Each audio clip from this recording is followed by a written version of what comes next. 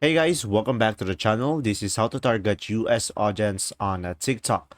So guys, today I will be discussing multiple options that you might want to consider. So first one is create content relatable to Americans. So just simply focus on a content that resonates with the US audience.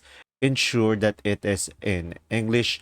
And next one is use a US SIM card. So guys, just simply replace your original SIM card with a USA SIM. So you can go for physical SIM or you can go for eSIM. So eSIM, you can avail it on the internet.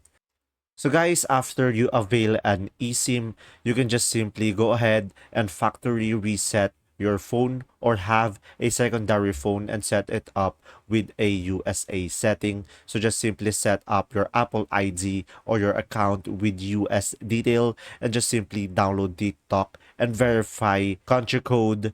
So guys, the country code will be a +1. So just simply do that. And another option that you might want to consider is using VPN. So guys, just simply use a VPN targeted at the USA and keep it 100% of the time.